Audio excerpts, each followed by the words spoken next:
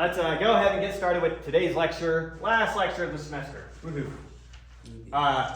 Very important sections that we're covering today for future mathematics. If you continue in your education in any way that builds upon mathematics, what we're going to cover today will continue to show up over and over again.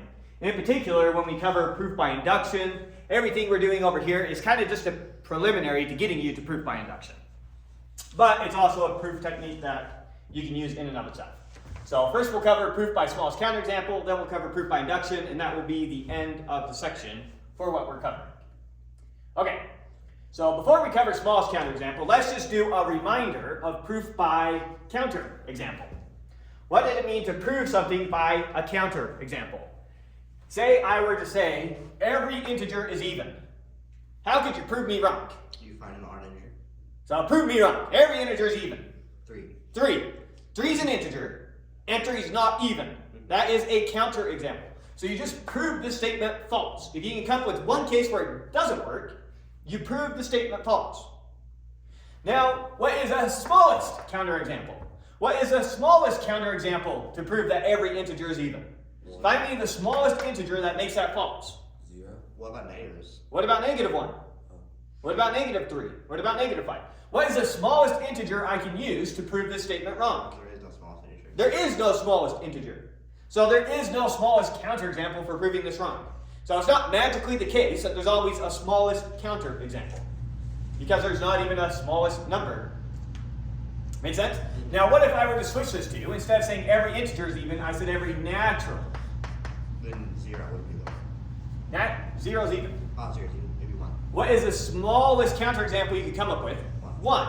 1 is now the smallest natural number you could find that makes this statement false.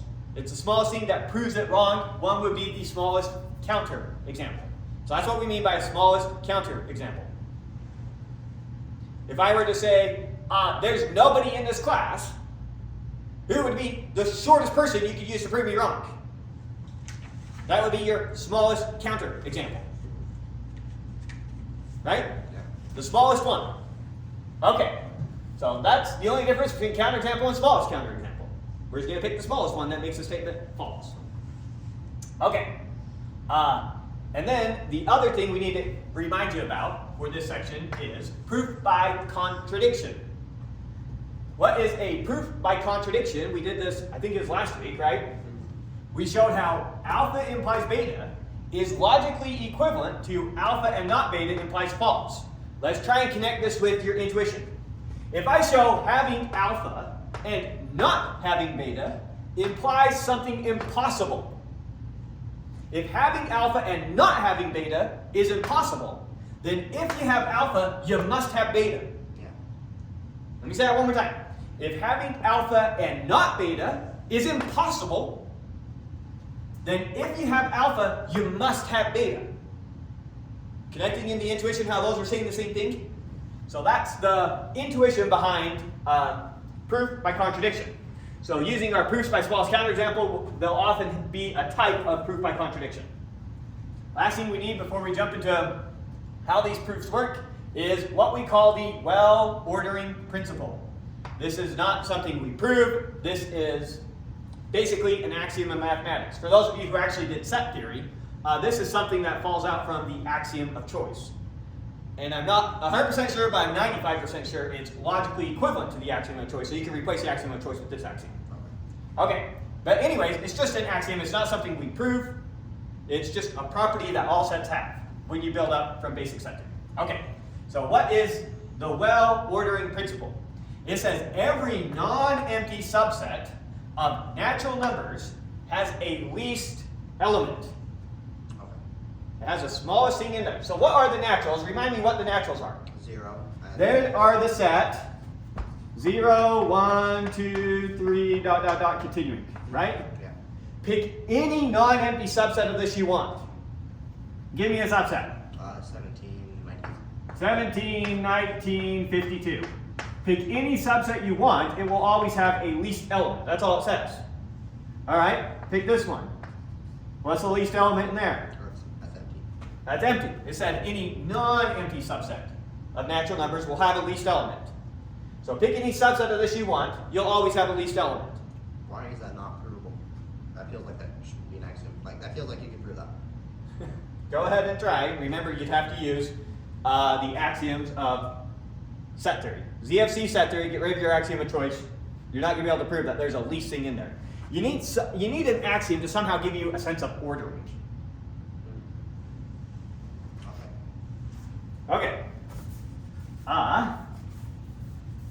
Because there's nothing built into set theory that says 0 is smaller than 1. Oh, right. Actually, no, there is. Never mind. Let's not go off on that tangent, though. Let's see. Talked about that. Okay, so that's what the well-ordered principle says. Every non-empty set of naturals has a least element. Okay, now here's how these proofs are going to work. This is the intuition. I'm going to stub out what these proofs look like. So this is just a stub. And you can use this same format for all your proofs by counterexample that you're going to be doing, by smallest counterexample. So here's how they're going to be. So the intuition is going to be, we're going to want to prove that every natural number, or every element of some subset of the natural numbers, but typically every natural number has some property P. Now, what's a property, just to be completely explicit? A property is a one-term predicate. Yeah. You give it a number, in our case you give it a natural number, and it's going to spit out true or false. Is even is an example of a property. Give it 2, it spits out true. Give it 3, it spits out false. So, I am going to want to prove that all the natural numbers have some property P. How am I going to do that? I'm going to start by saying, let A be the set of all natural numbers that don't have that property. Okay. And then I'm going to prove that A is empty. Therefore, every natural number has a property. So we start with, let A be the set of all little n and big N, all naturals, such that not P of n does not have property P. That's going to be how we always start these. And then it's going to be a proof by contradiction. Assume by way of contradiction that A is not equal to the empty set. In our case, A is always going to be empty. That's the whole goal of the game, is to prove that A is the empty set. Because A is going to be all the naturals that don't have the property. If A is empty, then every natural has a property. So assume by way of contradiction that A is not empty. With me so far? Then what are we going to do? Since A is a subset of the natural numbers, how do I know that A is a subset of the natural numbers? Because you let it equal. By definition, Yeah. we say let A be the set of all naturals with some property. Yeah. Or missing some property if you want to think about it that way. So we're only picking naturals. So by definition, A is a subset of the naturals, and A is not empty. If A is a subset of the naturals and it's not empty, then what do we know? That has a least element. Well-ordering principle applies. It has a least element. So then by well-ordering principle, A has a least element. We'll typically use X to represent that least element. Okay. Then you're going to prove, since X is in A, then ... X is not in A. That's typically what your contradiction is going to be. Right. Contradiction. So this is where you're going to have to plug in your own part for each of these proofs. We're going to do a bunch of examples. I'm just giving you the stub of it. So you're going to show that X being in A implies X is not in A, contradiction. Therefore, A must have been empty. And remember, what is A? It's a set of all naturals that don't have the property. So is that If I get all the naturals that don't have the property, and it's an empty set, what does that mean? then every natural has a Every natural has a property. I may gather up all the people in this class who have 3 arms. Here they are. It's an empty set. What does that mean? It meant nobody in the class had 3 arms. A is going to be the set of all the numbers that don't have the property. If it's empty, then all the natural numbers must have had the property. That's the logic. We follow the logic? Okay. So therefore, A is the empty set, and so for all n in the natural numbers, n has that property. Okay, concrete example now. So we're going to prove that every natural number is even or odd. So is even or odd is our property. Is 0 even or odd? Yes. Yeah, it's even. Is 1 even or odd? Yes. Yeah, it's odd. Is 2 even or odd? Yeah, it's even. Are all natural numbers even or odd? Intuitively, it makes sense. Now let's actually prove it. Good? Okay. So every natural number is even or odd. What do we do? First step. Let A be the set of everything that doesn't have the property. Let A be the set of all little n and big N, or all natural numbers, such that n is not even or odd. So it's the negation of whatever the property is we were talking about up here. If up here we're talking about P of n, down here we say not P of n. So A is the set of everything that doesn't have the property. Now what are all the natural numbers that are not even or odd? There aren't any. So A is an empty set. Yes. So in our head, we know that A is an empty set. We're thinking that in our head. Assume, by way of contradiction, that A is not the empty set. We're setting up an impossible picture. So now I need to show how A not being the empty set is impossible. So if A is not the empty set, what does that mean? Well, A is not empty, and A, since A is a subset of the naturals and A is not empty, what do we know? That has a least element. Then it must have a smallest thing in there. So then, by the well-ordering principle, A must have a least element, we'll call it X. So X in A. What is X? It's the least element in A. It's the smallest thing in A. Or in other words, X is the smallest integer that what? Is not. That is not even or odd. Remember, there is no X. We're setting up an impossible worldview. So I'm showing X existing is impossible. So we're going to lead to a contradiction. Okay. But so far, X is the smallest integer that is not even or odd. Okay. Observe that 0 is even. Right? Yes. So if 0 is even, then what do we know about X? It's less than 0. It has to be greater than 0. Greater. X is the smallest integer that is not even or odd. Yes. Right? Integer. 0. Natural number. Oh, sugar. Did I say integer? You did a couple times. Oh, but I didn't write it anywhere. I didn't write it. Everything, okay, natural. Yes. Thank you. Smallest natural, that's not even or odd. And I have it written here correctly, just keep saying that wrong. Okay, so 0 is even. X is the smallest natural number that's not even or odd. So what do we know about X? It's greater than or equal to. It has to be greater than 0. Because it can't be 0. And 0 is the smallest natural. So whatever it is, it's bigger than 0. Look, we know 0 is even or odd. We know 1 is. We know 2 is. We know 3 is.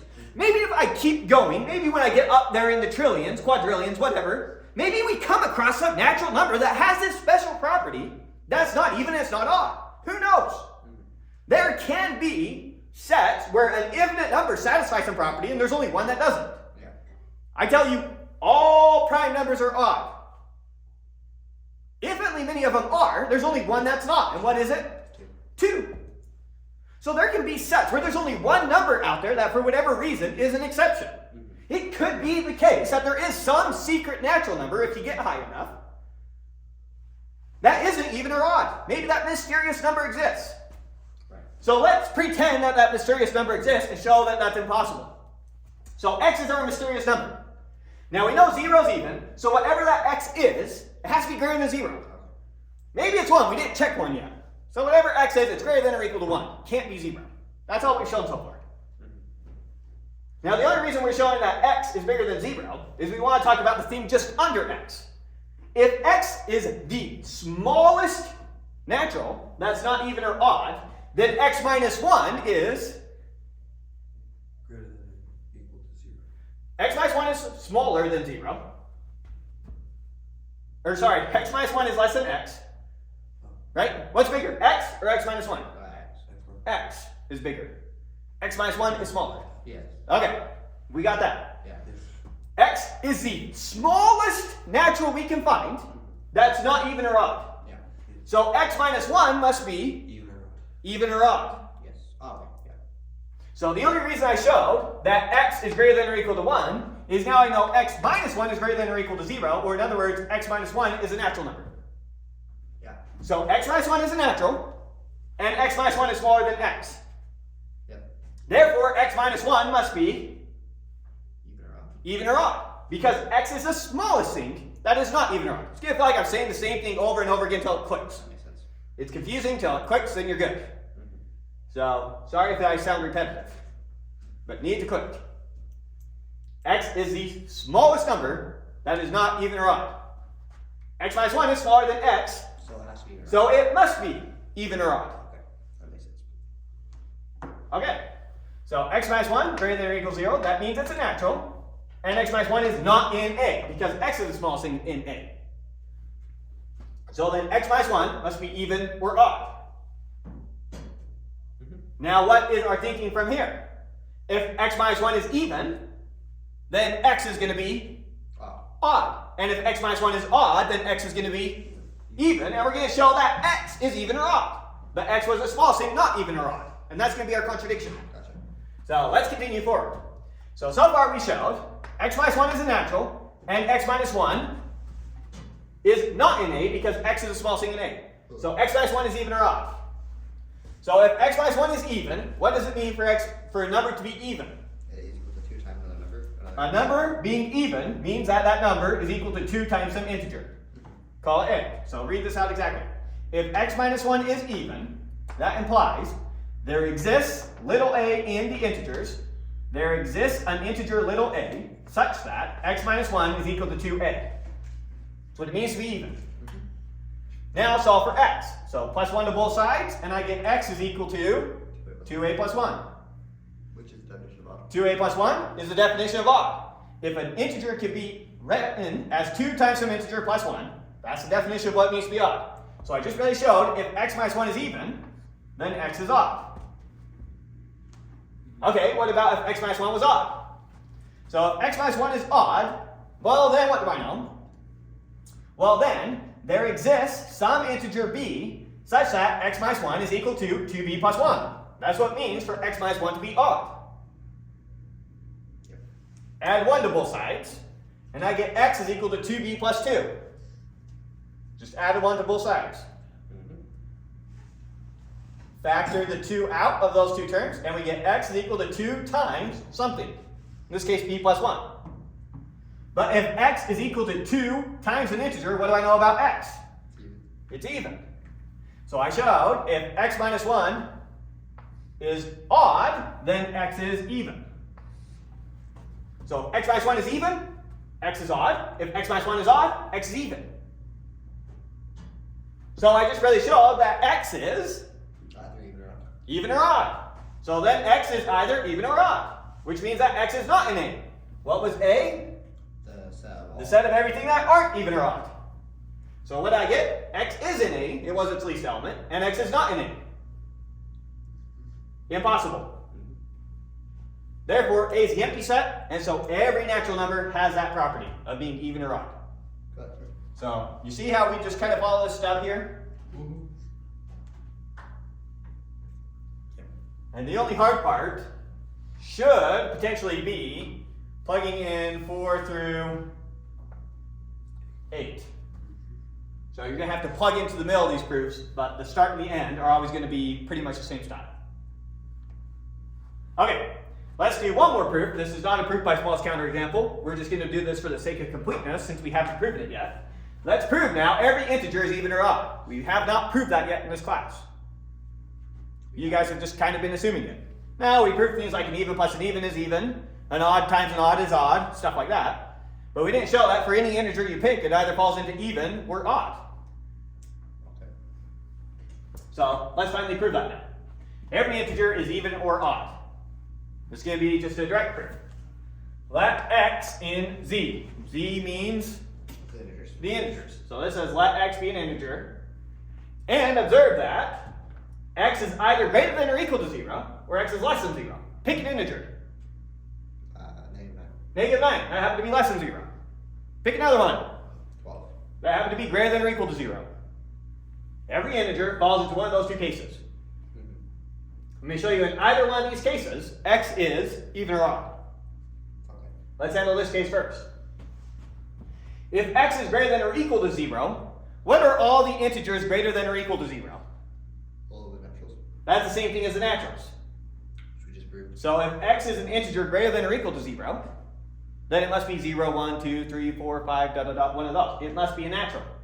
We already proved over here that every natural number is even or odd. Therefore, x is even or odd. Okay, now we need to handle the case where x is a negative number. Good? Let's prove that all the negative numbers are either even or odd.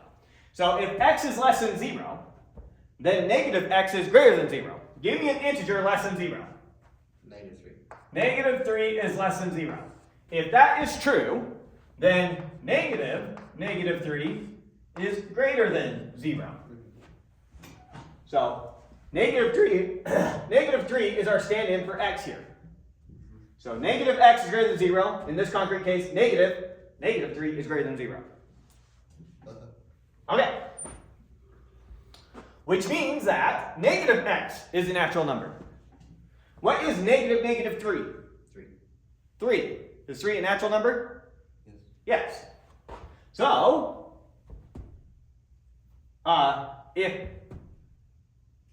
where am I? Right here. If negative x is a natural number, what do I know about negative x? It's even or odd. It's even or odd. Because we already showed over here, every natural number is even or odd. So, negative x we know is a natural number. Therefore, negative x is even or odd. Now we need to prove that x is even or odd, not negative x is even or odd, but we're halfway there. So I know negative x is even or odd. And now I need to show that if negative x is even, then x is even. And if negative x is odd, then x is odd. Okay, so if negative x is even, what does that mean? Where's an A? Such that. Let's do a concrete case over here as we're doing it. So this would have been like if you picked an x that was something like negative 6. So here's our x to help us think through a concrete case. So what is negative 6? Is that even? And so if it's even, it can be expressed as 2 times some integer, in our case, 3. So if negative x is even, then there must exist a such that negative x is equal to 2a. Here's a concrete case, here it is in general. With me so far? Okay. Well, then solving for x, or x in our case is negative 6 then is equal to, what can I do to that negative sign? Move it over to the other side. And I can rewrite that as 2 times negative 3. Yep. And now I expressed negative 6 as 2 times an integer. So same thing over here. If negative x is equal to 2a, then x is equal to negative 2a, and then just put the negative with the a. So that's equal to 2 negative a. So x is equal to 2 times an integer, which means x is even. Okay, great. So I handled the case where you picked Even. yeah, where x happened to be even, where you picked x less than 0 whose negative was even. Yeah. Now we need to pick an x less than 0 whose negative is odd. So in this case now let's do what? Negative 13. Negative 13. So now let's handle a case where x is something like negative 13. So if negative x is odd, so negative x is odd, what does that mean if negative x is odd? Maybe it's equal to 2a plus 1. It can be written as 2 times some integer plus 1. 6 in our case. So, right. So, right out here, if negative x is odd, then there must exist some b such that negative x is equal to 2b plus 1. Okay?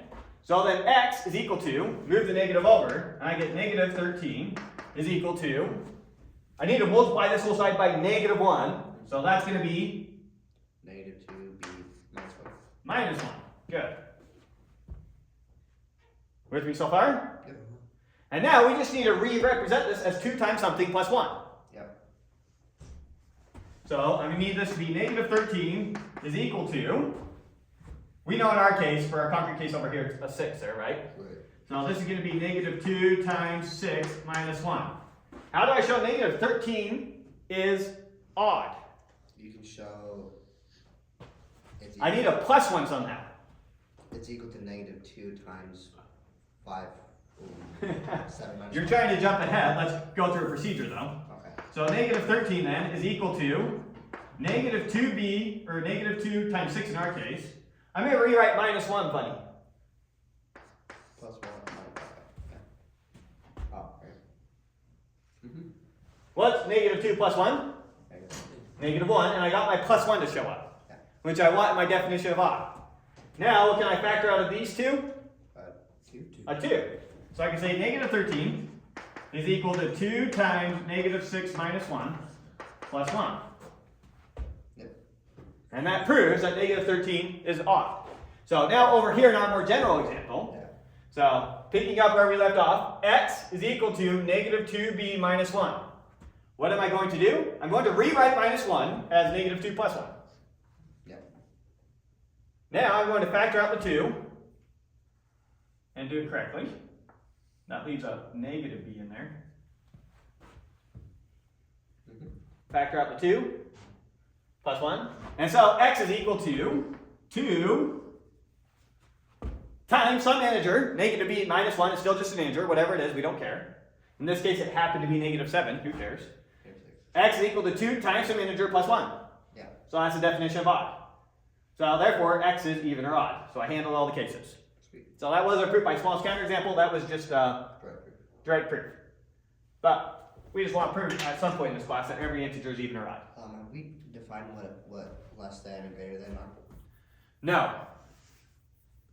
Were they undefined? They were what we were taking for granted, same way we took for granted plus and multiplication. Okay. Your axioms of arithmetic are what give you that, or if you build it from set theory, you built from set theory, but still. Okay.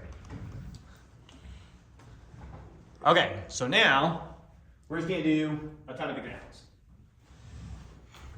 Sweet. Bunch of examples showing you this proof by smallest counterexample. So I'll have a bunch listed out here. We don't have to do all of them, but I want to do enough that you get a good feel for it. And at least want to do the Fibonacci number one. But let's start with this. Okay, so we're going to do a proof. And what are we proving here? We're going to prove that for all natural numbers, for all little n and big N, for all natural numbers, where n is greater than or equal to 1, so we're excluding 0, the sum from k equals 1 to n of 2k minus 1 is equal to n squared. What on earth is that saying? Let's write out a concrete case. Give me a small number for n here. 8. 8, let's do 4. Let's keep it somewhat small. So k equals 1 to 4. You remember this notation, what this means? So we have 2k minus 1 here. How do we expand this out? We plug in 1 for k, then 2 for k, then 3 for k, then 4 for k. We add 1. Here's where we end, adding up the results as you go. So what does this mean? This means, what do I get when I plug in 1 for k? What's 2 times 1? 2. Minus 1? 1. So when we plugged in 1 for k, we got 1 there. Now we're going to add that to what we get when we plug in 2 for k. 2 times 2 is? 4. Minus 1 is? 3. Now we're going to plug in 3 for k. 6 minus 1 is? 5. Plus, plug in 4 for k. 2 times 4 is? 8. Minus 1 is? 7. And we stop when we get to this number. Yeah. So summation notation, that's what this is called. Summation notation. You sum up the results of plugging in k, starting here, and ending when you get to whatever that top number is. Now notice, what is 1, 3, 5, and 7? 16. They're all odd. This is the first 4 odd numbers. Oh, yeah. So we added up the first 4 odd numbers, and the result was 16. 4 squared, or 16. So what this says is the sum of the first 4 odd numbers will be 4 squared. That's cool. The sum of the first 5 odd numbers would be 5 squared. The sum of the first 20 odd numbers would be 20 squared. 400. Look at that. You can add up the first 20 odd numbers like that. 400. Don't even have to think about it. It's just 20 squared.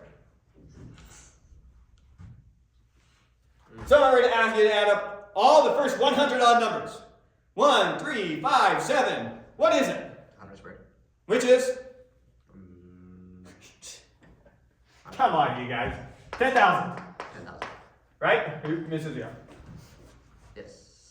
Just 4 zeros. What's 100 times 100? 1 with 4 zeros. Sorry, 10,000. Okay. Look how fast you can add up odd numbers now using this formula. But does this formula actually work? Or did we happen to pick a case here that worked? Does it always work? Yeah. Well, you don't know that. You're just saying that. You have a lot of confidence that I would be showing you this if it didn't. Let's prove that it always works. So that's what this says. This is the sum from k equals 1 to n of 2k minus 1 is equal to n squared. The sum of the first n odd numbers will be n squared. We did the concrete case where you did a 4 for n. We need to prove it in general for any n. Maybe make a side note. Oftentimes, what's hardest about students getting these proofs isn't really the logic behind the proof. It's the fact that we usually use it in conjunction with summation notation. Don't let this notation confuse you. If we need to do more examples of this notation, let's do more examples of this notation. Are we able to read that okay, or should we write out some more examples? I'm good. You're both shaking and nodding. Don't write yes, we're good. Is that what we're saying? Yeah. Okay. So let's write out the proof. So what am I trying to prove? I'm trying to prove that for all natural numbers, for all little n and big N, where n is greater than or equal to 1, so we're not including 0. We're not going to talk about the sum of the first 0 odd numbers, but 1, 2, 3, however many after that. We want to prove that the sum from k equals 1 to n of 2k minus 1 is equal to n squared. There's exactly what we're proving. Okay, we're going to do this with proof by smallest counterexample. I'm going to say, assume that there's a smallest number that makes this false, and show that's impossible. Therefore, it works for all naturals. That's big picture or thinking. Okay, so following this exact stub that we have here, what's the first thing I do? You let A equal the set.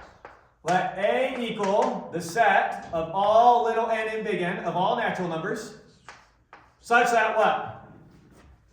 N makes this statement false. It doesn't have the property, such that if you add up that many odd numbers, you get that number squared.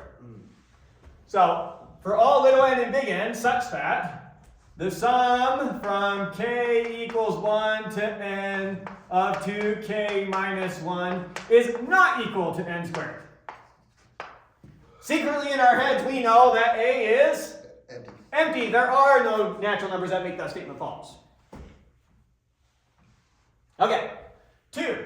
What's step 2? Always and forever? You just assume. Assume we're doing a proof by contradiction. So I'm showing it having a smallest counterexample is impossible. So I'm showing that there being an integer or a natural that makes this false is impossible. So you're assuming that it's. So assume, yeah. By way of contradiction. Yes, we're missing Ruth and we're missing Stanley. Thank you. Thank you. All right, assume by way of contradiction that what? A is not empty. That A is not empty. Or in other words, assume by way of contradiction that there are some natural numbers that make this statement false. Maybe 57. Maybe if you happen to add up the first 57 odd numbers, you don't get 57 squared. So assume by way of contradiction that there are some naturals out there, who knows, that actually make the statement false. If there are some naturals out there that make the statement false, then what? Then A will not be empty. Then there's a smallest natural out there that makes them false. Yeah. So 3. So then, I know that A is a subset of natural numbers, A is a subset of natural numbers, and A is not empty, so that means that A has at least element. So A is a subset of natural numbers and A is not empty. So there exists X in A such that X is A's least element. Something like that. Good so far? A is a subset of natural numbers and it's not empty. It has to have a small thing in there. So we're going to call that small thing in there X. Okay, now I know that X is the smallest thing that makes the statement false. So X minus 1 must make the statement true. If X minus 1 is a natural greater than or equal to 1. So I'm just going to do a quick side step to say, look, X minus 1 is still a natural greater than or equal to 1. Okay. And so it makes a statement true. Are we going to That do by that? proving 0 makes the statement true. Okay, so 1 makes a statement true, because we only care about greater than or equal to 1. That makes sense. Okay, so observe that the sum from k equals 1 to 1 of 2k minus 1 is equal to what? Plug in 1 for k, what do we get? We get 2. You get 2 times 1 is 2 minus 1 is 1. And when we end when our k gets to 1, this is the number we end at. Yeah. And 1 is equal to 1 squared. Which is equal to 1 squared. Sweet. So 1 makes the statement true. If you add up the first odd number, you get 1 squared. Shocking. Cool. Okay, so what does that mean? Means that x minus 1. That whatever x is, it has to be greater than 1. X is the smallest thing that makes a statement false. 1 makes a statement true. So whatever the x is that makes a statement false, it had to be bigger than 1. Yeah. Good? Yes. Now if x is greater than 1, X minus 1 x minus 1 is greater than or equal to 1. is greater than or equal to 1. If x is a natural number and it's bigger than 1, then when you subtract 1 from it, the smallest thing you could have gotten is 1. So if x was 57, x minus 1 would have been 56. If x is 2, x minus 1 is 1. But if x is bigger than 1, the smallest thing it could be now is 2. So the smallest thing x minus 1 could be is 1. Okay, so 5. So what do we know about x minus 1? It's greater than or equal to 1, and it's smaller than x. So x minus 1 Makes that statement true. x minus 1 makes a statement true. What is x? The smallest thing that makes a statement false. So anything X minus 1 is even smaller than x, so it must make the statement true. true. So 5.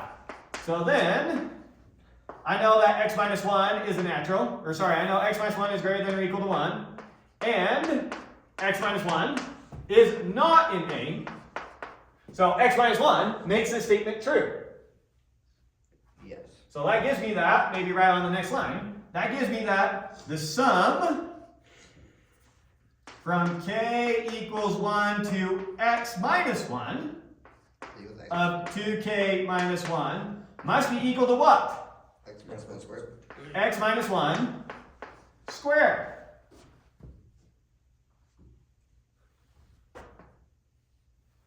X was the smallest thing that made the statement false. X minus 1 is even smaller, so x minus 1 makes the statement true. In other words, if I replace all my n's in here with x minus 1, the statement must be true.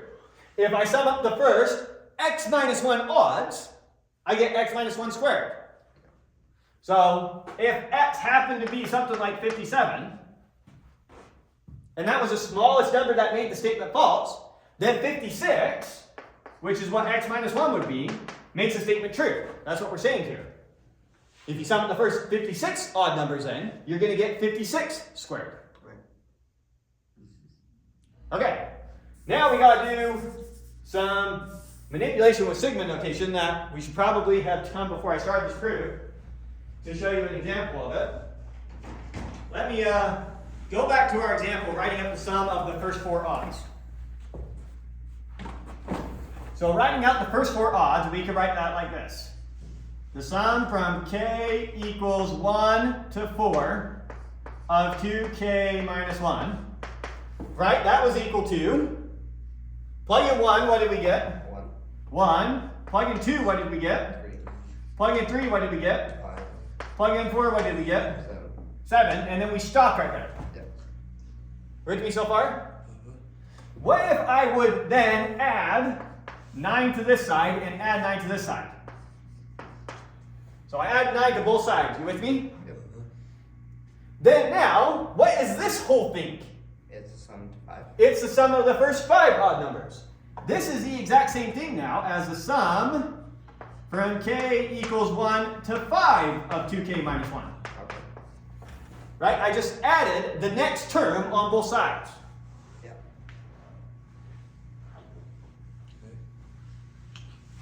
With me? So here's the algebraic manipulation that we're going to do. Should have left some space here. So this was 1 plus that. We're going to typically plus the 9 there.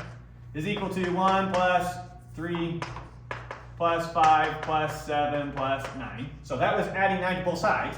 This left-hand side then is just the same thing as the sum from k equals 1 to 5 of 2k minus 1. Right? Yeah. Now, what if instead of a 4 here, I put a 5 there? What would be the next term that we need to add? 11. And that would get us to 6. Putting 11 right there. So this is the sum of the first 5 terms, 5 odds, plus the 6th odd gives me that. And it also gives me this. Yeah. What about if I go up to x minus 1 here? What's our next odd going to be? X. Maybe one more concrete example. Okay.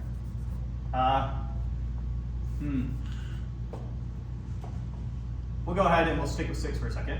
So 6 plus what gives me 1 plus 3 plus 5 plus 7 plus 9.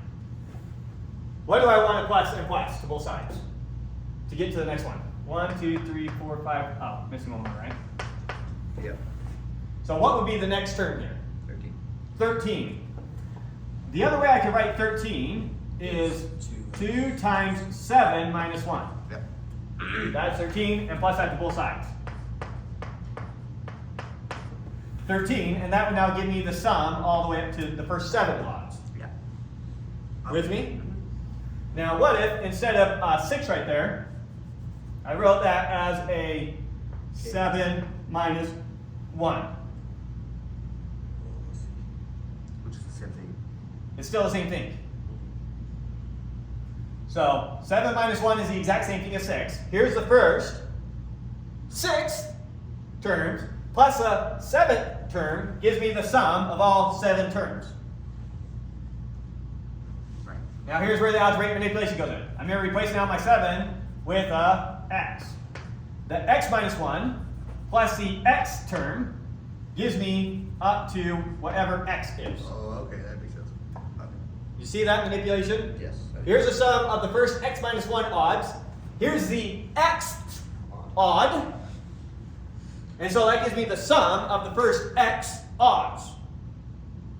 Okay. Those types of dense manipulations are what make these proofs Alright. kind of hard to follow.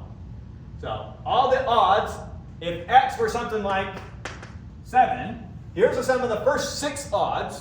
Here's the 7th odd. And so that gives me the sum of the first 7 odds. Okay, so that's the exact manipulation we're going to be doing up here. So if x minus 1, if the sum from k equals 1 to x, if the sum of the first x minus 1 odds is equal to x minus 1 squared, I'm now going to add the xth odd to both sides. So that gives me, I'm going to add the next odd over here. So that is the sum from k equals 1 to x minus 1 of 2k minus 1, exactly what we had before. The sum of the first x minus 1 odds. And now I'm going to add the xth odd. Okay. And that now is going to be equal to, since I added this to this side, I need to add to this side. That is going to be equal to x minus 1 squared plus the xth odd.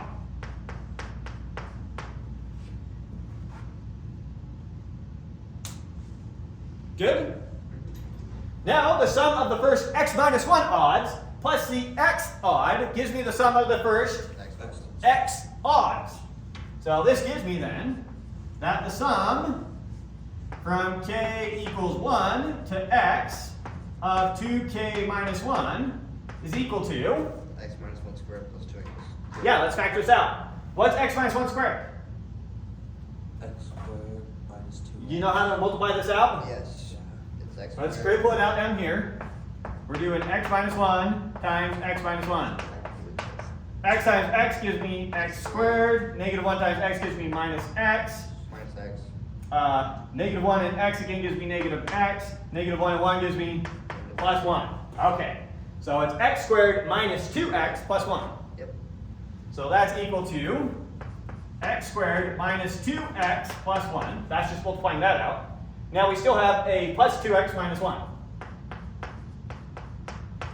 that's gonna be good. Now, negative 2x plus 2x is 0. 0, so those go out. 1 and negative 1 is Also 0. 0, so those go out, and we're left with X squared. x squared. Sick. So I'm left with, then the sum from k equals 1 to x of 2k minus 1 is equal to x squared. I just barely showed that the sum of the first x odd numbers is equal to x squared. So I use the fact that the statement held for x minus 1 to show that it must also hold for x. So x makes the statement true. But what do we know about x? It does not. It makes the statement false. So there's our contradiction. So 6. So then x is not in A. Yep. Because A is the set of all the statements that all the naturals that make the statement false, and x makes the statement true. So x is not in A, but we also have that x is in A. Contradiction. So then what do we know? That A is empty. Then A must have been the empty set. Which gives me that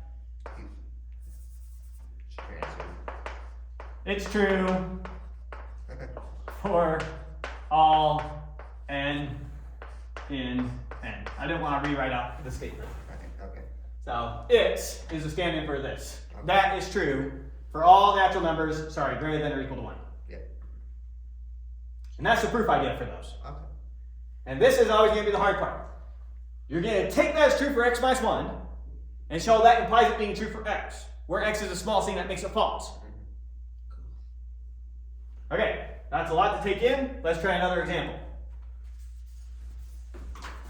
I kind of want to get to induction. Go ahead and pick one. I don't think we need to do all of them. The Fibonacci. You want to do the Fibonacci one? That's a good one because you should know the Fibonacci numbers anyways. The Fibonacci numbers are just a cool sequence of numbers. Okay. What's the Fibonacci sequence? It's a sequence f0, f1, f2, dot, dot, dot. It goes on forever. Where f sub 0, the first term is 1.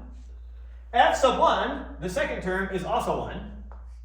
And then how do you calculate terms from that point onwards? It's the previous two terms. F sub n is equal to f sub n minus 1 plus f sub n minus 2. Yeah. Or in other words, the next term is equal to the previous term plus the previous term. Or in other words, take the two previous terms, add them together, and you get your next term. So what's 1 plus 1? 2. That's our next term. Now we add the two previous terms to get our next term. 1 plus 2 is? 2 plus 3 is? 5. What's next? 8. Next. 32. Next. Next. Come on. 34. Next. 55. Next. 89. 89. Okay, there you go. You're getting the pattern. Very useful sequence. Sequence that randomly shows up in nature a lot, all over the place, in ways that you wouldn't anticipate. For example, rabbit reproduction. Fibonacci numbers, of course. Another way it's often generated is you start with a 0, and then the rule is you replace zeros with 1s and 1s with 10s. So I have a 0, replace it with a 1. So next row I just have a 1. Now I have a 1. What's our rule? We replace zeros with 1s and 1s with 10s. So now replace that 1 with a 10.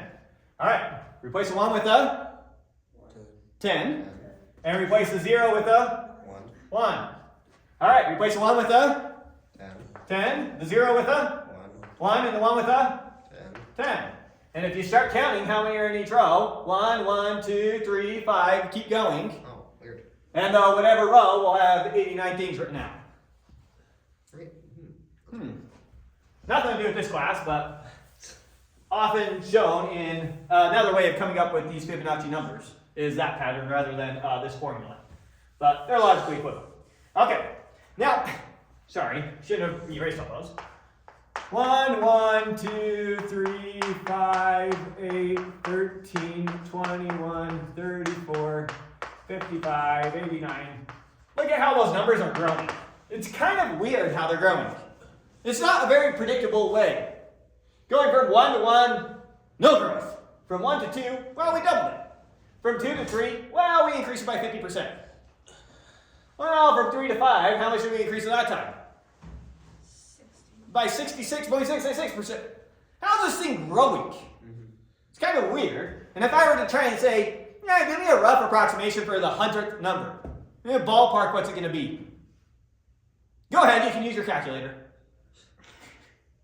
How are you going to come up with that? You have no good intuition for that, and you just be randomly plugging it away. Okay, so for weird sequences like this, it's often good to come up with some sort of bound on them that we can easily work with. So what we're going to prove is that for all natural numbers n, that nth Fibonacci number is less than or equal to 1.7 to the n. How easily can you plug this into your calculator? Easily. Very easily. 1.7 to the 100, you can do that. Takes you seconds. That number. And so that would give you a quick upper bound on how big that number could be. So sequences that are somehow hard to work with, we often like to find ways to bound them so that we can kind of ballpark work with them. Make sense? So that's what we're going to prove. And it turns out it's not too bad to prove. This might seem something that before this might seem kind of impossible. I'm going to show that the 100th Fibonacci number is less than 1.7 to the 100. Where did 1.7 come from? Where did 1.7 come from? We'll see where it comes from in the proof. Okay, so let's do this proof. Once again, it's a proof about natural numbers, and so a very natural way to try and prove it is with smallest counterexample. So what are we going to try and prove? I'm going to try and prove that for any natural number you choose, the nth Fibonacci number of whatever that n is that you chose, you could pick 100, you could pick 1,000, whatever it is, it will be less than or equal to 1.7 to that same n. Good? Okay, so 1. How do we start this? Let A equal the set of all naturals, all n and big N, such that f of n is greater than 1.7 to the n. Right? Making that statement false. Okay. What's the negation of f of n being less than or equal to 1.7 to the n? Good. F of n being greater than 1.7 to the n. So this is just a negation of that. A is the set of everything that makes the statement false. What are we trying to show? We're trying to show that A is equal to the empty set. There are no numbers that make the statement false. So it's always true. Right. So here's what we're trying to show. A is the empty set. How are we going to prove that? By assuming that it is the set. Assume, Or no, not the set. right, assume by way of contradiction that A is not the empty set. Let me show that's impossible. We're going to get some contradiction if A is not empty. All right. If A is not empty, and A is a subset of natural numbers, what must A have? A least element. A least element. Right? So I'm going to call X the least element. 3. Let X in A such that X is its least element. How do I know that A must have a least element? By the well-ordering principle. Right? So grab the smallest thing in there. Call it X. Now, if X is the smallest thing in A, then X is the smallest thing that makes our initial statement false. So X minus 1 is going to have to make the statement true. And I'm going to show X minus 1 making the statement true makes X make the statement true contradiction. So right now I know X makes the statement false. I'm going to show X also makes the statement true, contradiction, therefore A is empty. There is no such X. Good? So, 4. Now, what is X equal to? We need some sort of formula for writing X. Notice what our formula is. If X is the first term, then it's 1. If X is the second term, then it's 1. And if X is the third term, it's the sum of the two previous terms. Yes. This one gives me a formula, so I just need to make sure X isn't one of these two really quick. Okay. Okay, so observe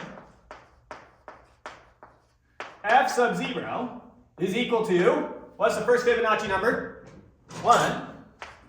Which is less than or equal to 1.7. Well, maybe right like this. 1 is less than or equal to 1. Is that true? Yes.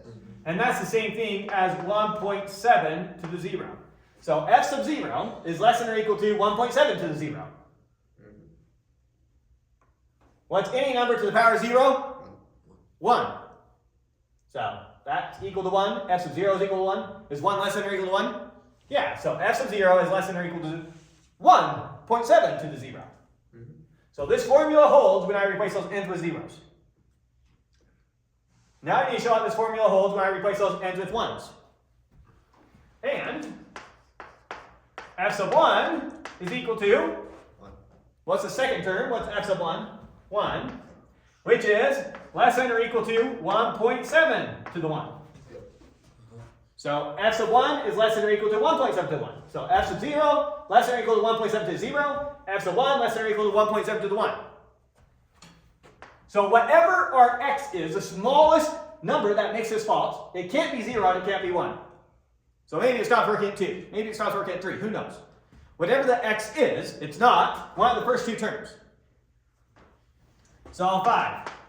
So then whatever x is, f sub x is equal to f sub x minus 1 plus f sub x minus 2. Yep. F sub x is equal to the sum of the next two terms. Because f sub x can't be this one, because we already found out that x isn't the first one. And f sub x can't be this one. So whatever it is, it has to be using this formula to generate itself.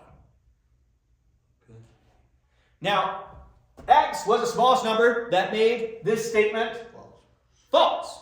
So x minus 1 makes this statement True. and x minus 2 makes this statement true.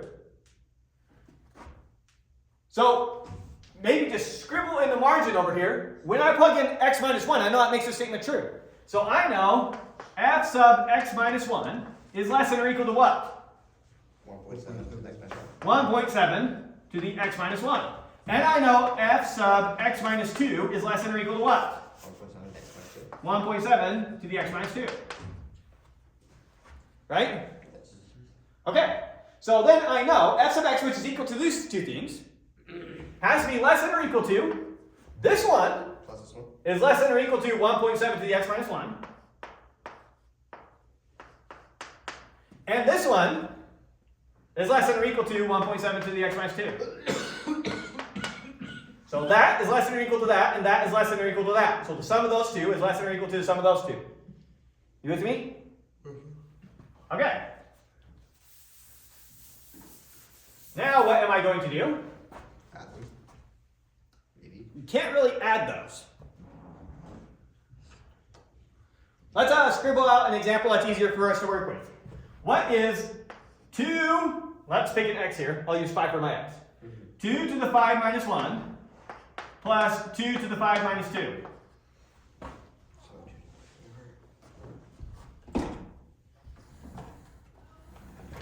What's 5 minus 1? 4. 4. That's 2 to the 4. Plus, what's 5 minus 2? 3. 2 to the 3. How can I rewrite 2 to the 4 if I want to? 16. Well, I can rewrite that as 2 times 2 to the 3 plus 2 to the 3.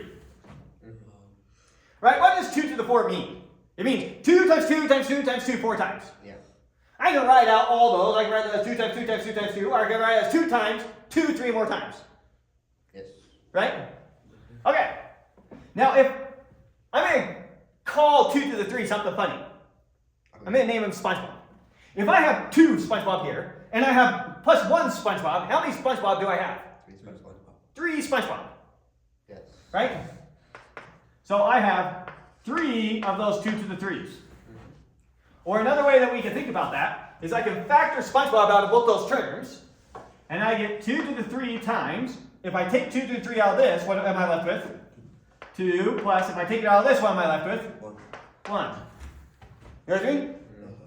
Now, that 2 to the 3 is the exact same thing as 5 minus 2. Yeah. Right? Yes. And this 3 came from 5 minus 2. This 3 came from 5 minus 2. This was 5 minus 1. This was 5 minus 2. So I factored a 5 minus 2, a 2 to the 5 minus 2 out of both those. And I was left with a 2 here and a 1 there. Okay. See that? Yep. Now the part that's going to confuse you because you're high school kids and make it letters and it always is confusing. X, doesn't change anything. X, X. So it's 3 to x to 2. So if I have something to the x minus 1 plus something to the x minus 2, I can factor that something to the x minus 2 out. I'm left with one of them plus 1. Yes. Okay, so same thing up here. This n is equal to, I'm going to factor, instead of a 2, it's a 1.7. 1.7 to the, I don't know why I put a parenthesis there, to the, how much can I factor out of both these? X minus 2. An x minus 2 of them. Right. And what am I left with over here? This has x minus 1 of them. I took out x minus 2 of them, leaving 1 behind. So that's a 1.7 plus 1. Yeah. Okay. Now, what is 1.7 plus 1? 2.7. So that is all equal to, I have 1.7 to the x minus 2 times 2.7, right? Yes. Now, why the 1.7? What's a number? Well, this is going to be less than or equal to, I'll just do it and then we'll talk about 1.7 to the x minus 2 times 2.89, right? If I replace 2.7 by 2.89, I just made the number bigger. What is 2.89? Yeah. Why would I pick that magic number? That's a fraction. 1.7 to 1.7. It's 1.7 squared. Oh. So this is the same thing Okay. as 1.7 to the x minus 2 times 1.7 squared. When you multiply terms, what do you do with their exponents? Add them. You add them. If I have 2 to the 5 times 2 to the 7, what do I have? 2 to 13. Or, 2 to the 12, right? sorry. This is 2 times 2 times 2, 5 times. This is 2 times 2 times 2, 7 times. If I have it 5 times and 7 times, how many times do I have it? 12 times. So this is 1.7 times 1.7 times 1.7, x minus 2 times. This is 1.7 times 1.7, just 2 times. So I have x minus 2 of them here, I have 2 of them here, for a total of how many? X. X minus 2 plus 2 gives me X. x. So this is equal to 1.7 to the x. Now let's follow the train of thought. F of x is equal to that is less than or equal to that is equal to that is equal to that is less than or equal to that is equal to that is equal to that. All we did was make our numbers bigger or stay the same as we went left to right. Right. So when it's all said and done, we show that this is greater than or equal to this. Because I only went bigger, I never went smaller. So I replaced it with something that's the same big, then I went bigger. Something that's the same big, then I went bigger. Something that's the same big, something that's the same big. So this is greater than or equal to that, which is what we were after. And so now, you see why the 1.7? Well, we need to find something where the number here is really close, but just under whatever its square would have been there. And so that's why 1.7. Is that completely arbitrary though? Yeah, some are arbitrary. Could you have done 1.2? No, 1.2 wouldn't work, but maybe 1.694 would have, or whatever. Why would 1.2 not work? Because what's 1.2 plus 1? 2.2. And what's 1.2 squared? 1.44. Oh, too small. Too small. So you're looking for that perfect balance where 1 plus that thing is going to be really close, but just under that thing squared. Okay. And so if you went to 2 decimal places, then you can get smaller than 1.7. I'm assuming, I haven't actually checked, that 1.6 doesn't work. 1.6, that gives it 260 and 256. Okay, yeah, it doesn't work. So 1.7 is what you have to use if you're only going to use 1 decimal place. If you were willing to use 2 decimal places, then you could get a closer approximation. And you can keep playing with more and more decimal places. Okay. Does it approach anything, I guess, or does it just diverge? Does it approach? Like I want to is- say that we did something like that in calculus. Real analysis, sorry. Real analysis, You yeah. did see that. Something with showing that it's bound. I don't know. Like, is there one special number that has? I would guess it's approaching a special number. Okay. But yeah, I don't know what that special number is. But we need a limit to talk about whatever that's approaching. All right. Some way of coming up with a limit for the bound, which I think we did do a real analysis. Anyways, the point here, so 6, just write it out in one line. Therefore, f sub x, we just really showed, is less than or equal to 1.7 to the x. So, Which gives me that x makes the statement true, or in other words, X is not an A, x is not an but X is also an A. A, and x is an A. There's our contradiction. X was a small c in A, but we showed x isn't an A. Contradiction. 7, therefore A is equal to the empty set, which is what we're trying to show, remember?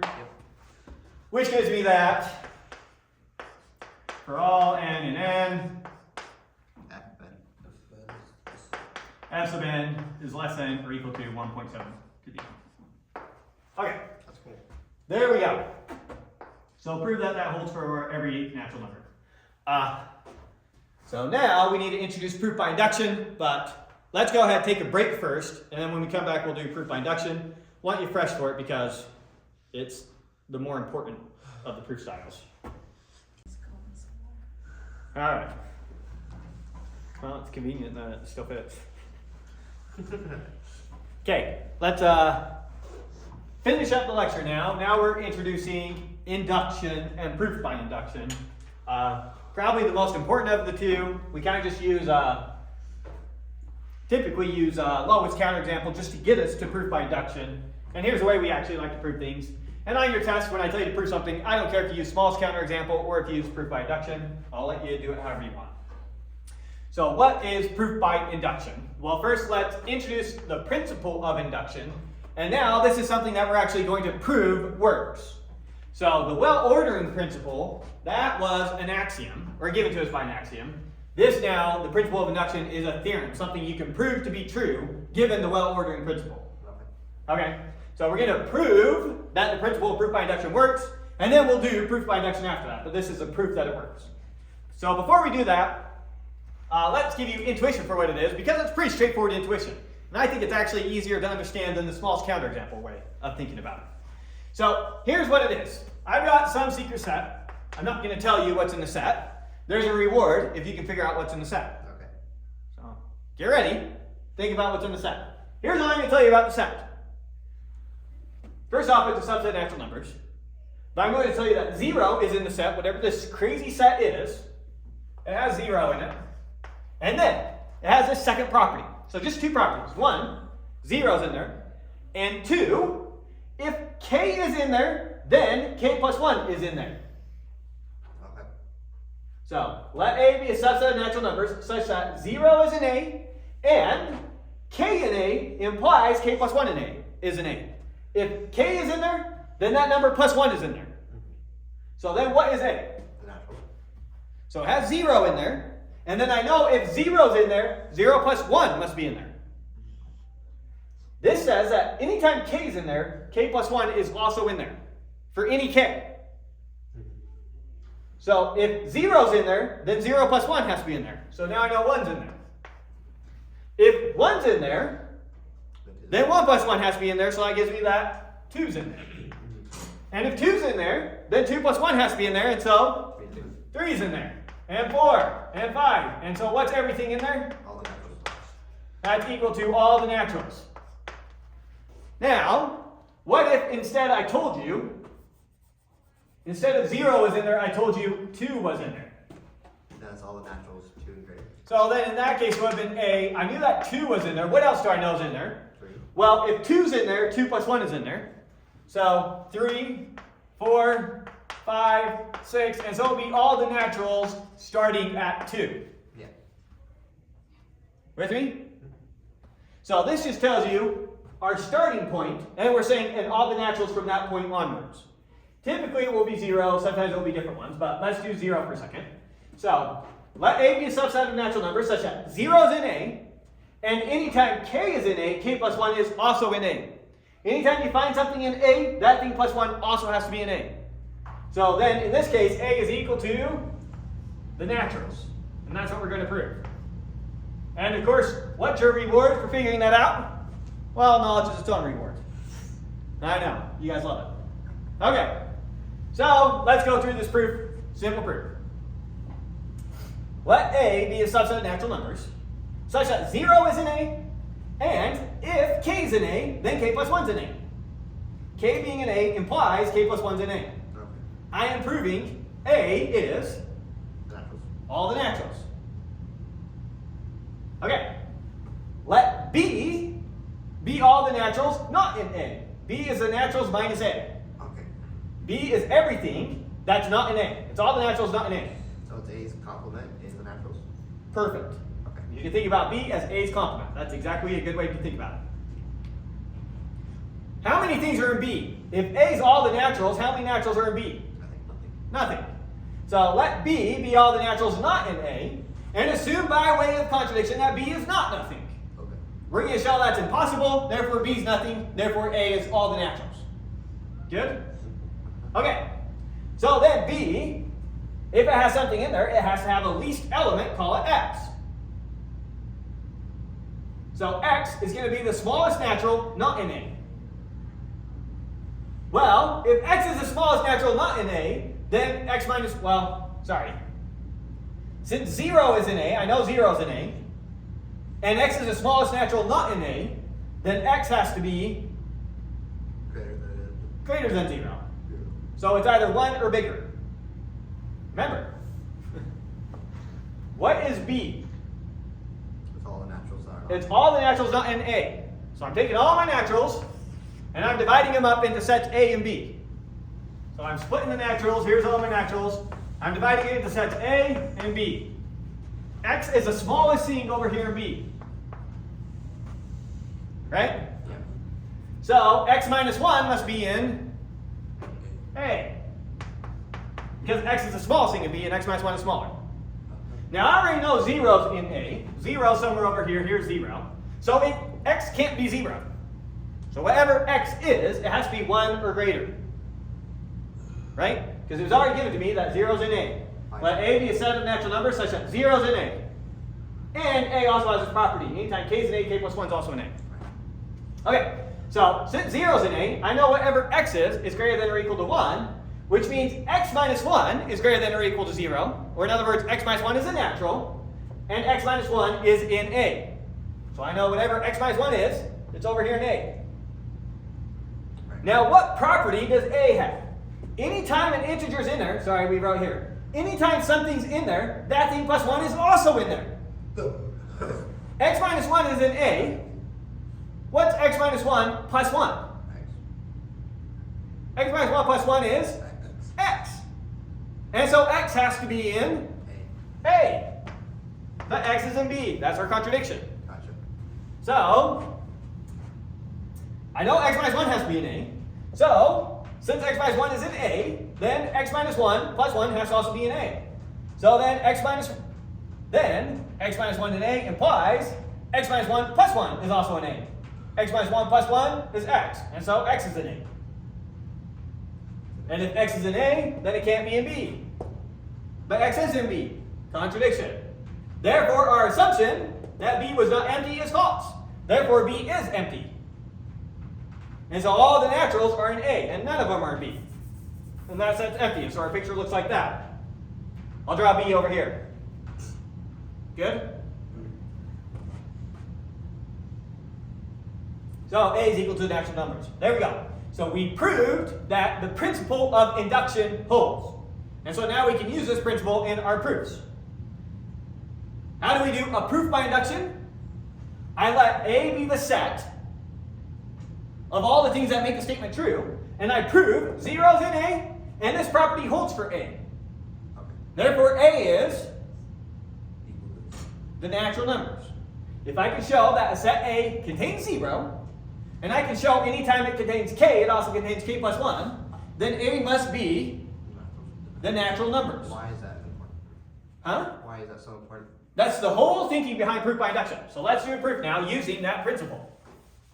But so what I just barely proved is what our intuition tells us. If I have some secret set A, and I know that 0's in there, and I know that anytime an integer is in there, that integer plus 1 is also in there, then that set has to be all the naturals. Right? Yep. That's the whole principle of induction. Okay. So that's the fact we'll be using over and over again in proof by induction. So let's do a concrete example, see it all play out. So we'll start with this one. Here's one that you know and love. We've already come across it a few times. Proof. For all natural number n, any natural number n you choose, take the sum from k equals 0 up to that natural number, and you get n times n plus 1 over 2. Sum up the first n natural numbers, and you get this formula. Where have we already seen this? I say I want you to add up all the first 1,000 numbers. Add it up. 1 plus 2 plus 3 plus 4 plus 5 plus 6. Go ahead, get started. What do you get? Well, we're going to prove that you can just plug in 1,000 times 1,001 over 2. Yeah. Or in other words, we're going to prove that the answer is 500,000. 500 times 1,000. 1,000 divided by 2 is 500 times 1,001 is 500,500.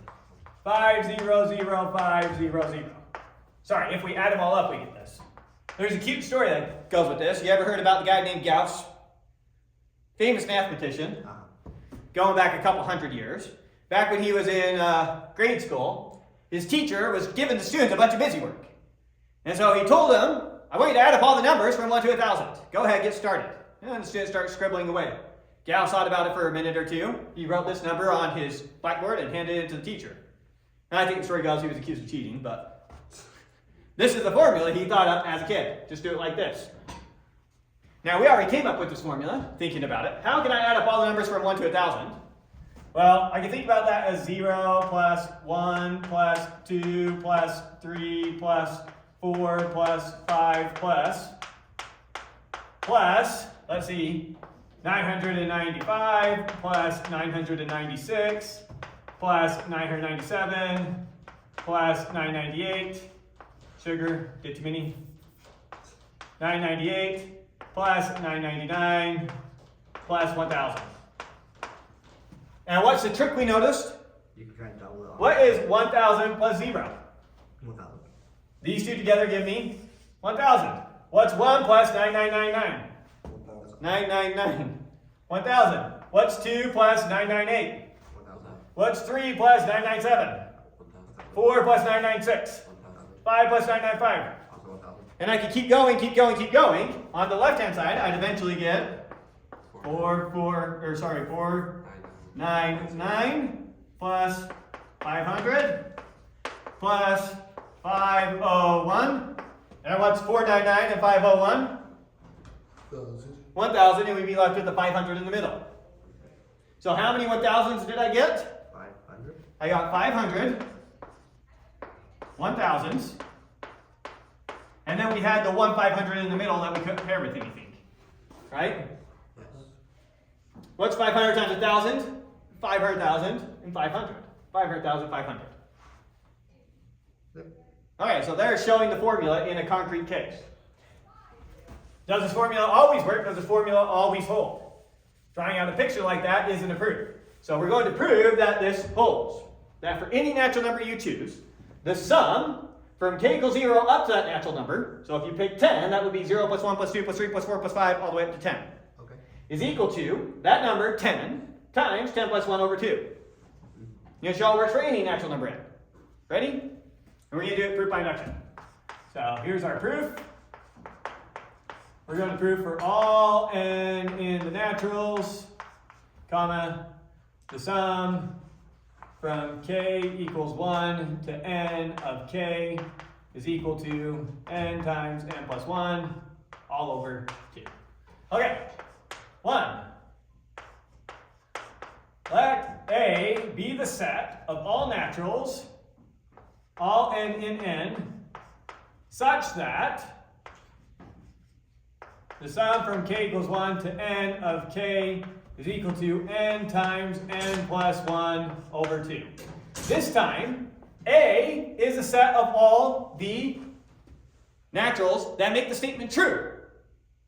When we were doing proof by smallest counterexample, we would set up our set to be everything that made it false, and show that that set's empty. This time we're going to let A be the set of everything that makes it true, and we're going to prove that A is The naturals. the naturals. If A is a set of all the natural numbers that make this true, and A is equal to the natural numbers, then every natural number makes the statement true. Okay. How are we going to prove that A is equal to the natural numbers? We now have a test for that. We just need to show that 0 is in A, and we need to show that anytime you find something in A, that thing plus 1 is also in A. If we can show that A has those two properties, then we have shown that A is the natural numbers. Yes. Good? So very similar thinking to proof by smallest counterexample. I think it's a bit easier to follow because you're not doing a proof by contradiction. You're instead just showing that your set has everything instead of showing it's impossible for your set to have anything. Right. Okay, so 2. So first thing, what do I need to do? You need to show the zeros in there. I need to show zeros in A. I'm trying to show A has these two properties, and so it's secretly the natural numbers. So 2.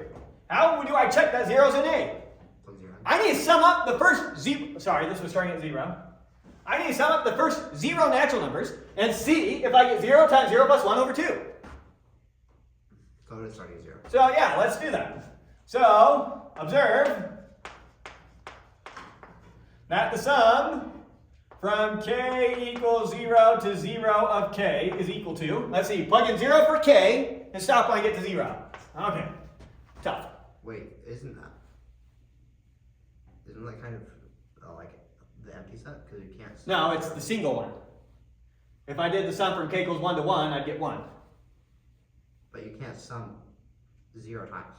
I guess you can. I guess that's 0. Well, this is 1 time. You're adding 0. If I did the sum from k equals 1 to 0, then that's the empty sum and that's 0. But how do you sum something 0 times? Like I'm not, I'm summing once. This is the starting index I plugged in, and this is the ending one. I start and end with the same number, so I plug in one number. Look, you're thinking of something like this. From k equals 1 to 0 of k. This is the empty sum. This is not the empty sum. that just returns 0. This one just happened to return 0. Okay. Because I could have done k equals 1 to 1, and in that case it would have been 1. Okay. So I happen to be summing one term to 0, which is not the same thing as the empty sum, Okay. where I'm summing nothing. Right. Okay, but anyways, the sum from k equals 0 to 0 of k is 0. And let's see, is that the same thing as 0 times 0 plus 1 all over 2? Yes. Okay, surprise, surprise, holds for 0. Observe that, so that gives me that 0's in A. 0 is in A. Alright, we're halfway there. I showed that 0 is in A. Now I need to show anytime something's in A, that thing plus 1 is also in A. So now I need to just pick something out of A. So 3. Let x in A. Pick something in A. I need to show that, look, this is just like proving an implication. This is like just doing the proofs you know and love, a mini proof right at the start. Right. How do I show this implies this? I assume that and show it implies this. So assume x is in A or let x in A. Whatever. And now I need to show that x plus 1 or k plus 1 is also in A. I'm just using an x since we're using our k for our indexing on the sum. Good? Okay. So don't know why I wrote that so massive. So let x in A. And what do I know if x is in A? That it satisfies that property. A is a set of all these things. It's a set of all the natural numbers, such that if you sum up that many natural numbers, you get that number times it plus 1 over 2. So I now know that the sum from k equals 0 to x of k is equal to what? N times N plus 1. X times x plus 1 X. over 2. So I know x satisfies this thing. Which you're trying to show that X plus 1 satisfies that? I'm trying to show that x plus 1 satisfies it. Okay. So where am I trying to get? Let's scribble down here where I'm trying to get. I'm trying to prove that the sum from k equals 0 to x plus 1 of k is equal to, what do I get when I plug in x plus 1 to this formula? Replace n with x plus 1. Replace that n with x plus 1, but then we have another plus 1, so that's going to be x plus 2. Over 2. All over 2. So here's where I'm trying to get, here's where I'm starting. Here's what it means for x to be an A. Here's what it would mean for x plus 1 to be an A. If I can prove that this is the case, then I know that x plus 1 is an A. Right? So here's what I'm trying to prove. Here's what I've got. Can we do this? What is this? Let's just expand this out really quick. Okay. So let's maybe scribble up here a little bit. Awkward height, sure. All right. So what is the sum from k equals 0 to x plus 1 of k equal to? Well, plug in 0, You get 0. and you get 0 plus, plug in 1, 1. plus, plug in 2, plus 3, plus, and you're going to keep going, plus x plus x plus 1. X plus 1 will be your last term. You're going to keep adding up, plugging in for k, until you get to x plus 1. So that will be your last term. Now, what is this portion of it? What is 0 plus 1 plus 2 plus 3 plus 4 plus 5, ignoring that last x plus 1? That's the sum from k equals 0 to x of k. That is this portion, and so all it's missing is that, plus x plus 1. And then you add plus x. Yeah, so see how this is the exact same thing as this piece. Yeah. This is summing all the numbers up to x, and then that's adding x plus 1. That's the same thing as summing up all the numbers to x plus 1. Okay, so I'm going to add x plus 1 to both sides of this. So adding x plus 1 to both sides of this, I get the sum from k equals 0 to x of k, then plus x plus 1. That's adding it to this side. Now I need to add to this side. Is equal to x times x plus 1 over 2 plus x plus 1. With me? Okay. That is equal to, or that gives me, over here, summing up all the terms from k equals 0 to x gives me 1 plus 2 plus 3, dot, dot, dot, all the way plus x plus 1 is just the sum of everything from k equals 0 to x plus 1 of k. That's exactly what we're saying here. This is equal to that. Yep. And now we just have to simplify this. Uh-huh. So I want to get a common denominator, so I need this multiplied top and bottom by 2. Yep. And I'm also going to multiply this out. Tell me if I'm doing too much algebra at the same time. X times x gives me x squared plus x times 1 gives me x. That's still over 2, right? Yep. And I'm multiplying this by x plus 1, but I'm going to multiply it by, 2x plus 1. multiply that top and bottom by 2. Yeah. So 2 times, oh sorry, plus 2x plus 1 all over 2. So I just multiplied this one top and bottom by 2, so that way you can add together with the common denominator. Yep. All right, just focusing on the right hand side, what's that equal to? We have 2x plus 2, so I'm going to get x squared plus x, that's those, plus 2x Plus 2. plus 2 All over 2.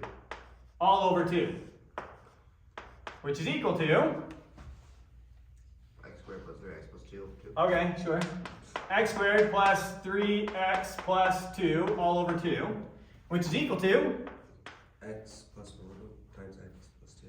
yeah, factor it. You remember how to factor?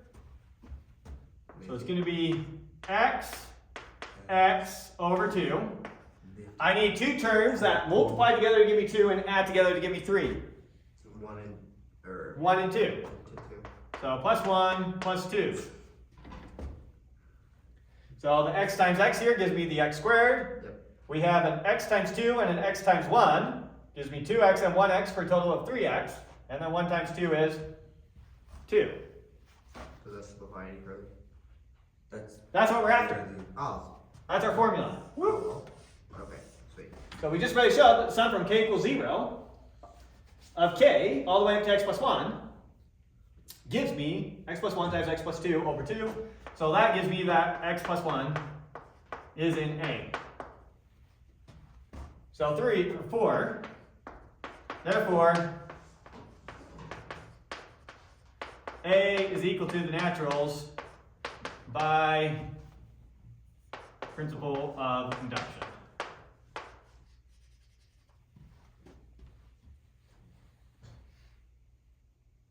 Because I showed A has those two properties. I showed 0 was in A, and I showed anytime x was in A, x plus 1 was also in A. Good?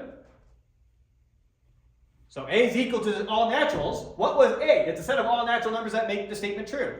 If A is equal to all natural numbers, then every natural number makes a statement true. Okay. Alright, let's do it again. Pick another one. I don't care which one you pick. You can also pick some over here. Any one that you can prove by smallest counterexample, you can also prove by induction, since they're logically equivalent. Give me another one. Let's do the fourth one over there. The fourth one on the right? Yeah, the factorial one. The one. The factorial one. Alright, let's do the factorial one. So this is one, you'll notice that you had a homework problem that had you calculate a few of these. Yeah. And your job was coming up with a conjecture. You didn't actually have to prove the conjecture. Now we're going to prove the conjecture. Sweet. But what does it say? It says, if I take the sum, let's write out a concrete example to remind us what this is saying. Give me an n that's not too big. 3. So k times k factorial. What's this equal to? Plug in 1. What's 1 times 1 factorial? It's 1. 1. Plus, plug in 2. What's 2 times 2 factorial? 4. 2 factorial is 2 times 2 is 4. Plus 3 times 3 factorial. So first off, what's 3 factorial? That's 3 times 2 times 1 is 6. Times 3 is 18. And that is equal to 25. Wait, what? 23. Or 23, sorry. Which is equal to, well, which is equal to 3 plus 1 factorial, 4 factorial minus 1. Yeah, okay. So let's see that. That was 23. And this is equal to 3 plus 1 is 4 factorial is 24 minus 1 is 23. Okay, yes. Cute. So there's a concrete case of it. We're going to prove that that works for any n. Okay. Think about how absurd that would be to calculate. Yeah, we got a nice simple formula. Yeah, that's nice.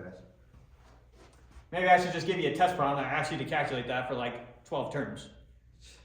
Let's have you do it by hand and Suffer. it's upper because you start plugging it into your calculator, it's going to be massive numbers. That would be actually kind of crazy. Yeah, even just 12 terms and already life's a nightmare. But nice and simple. 13 factorial minus 1. Okay, so let's do the proof of it. So proof that for all n in the naturals, I say greater than or equal to 1, but this actually works at 0. So we don't need that restriction. I think, right? Plug in 0. 0 times 0 factorial is 0. 1 factorial minus 1, 0. Yeah. It's because you started k equals 1, right? Yeah, we can start at k equals 0. Start at k equals And it 0. doesn't change anything, is what I'm thinking. Because 0 times 0 factorial. Yeah, it's just saying 0. Okay, so this works for any natural. Sorry, I don't know why I wrote that there. Just weird thought when I was writing. Okay, for all n and n, we want to prove that the sum from k equals 0 to that n, whatever you choose, is equal to k times k factorial. Or sorry, that sum is equal to n plus 1 factorial minus 1. Right? Okay, so how do we start this out? 1.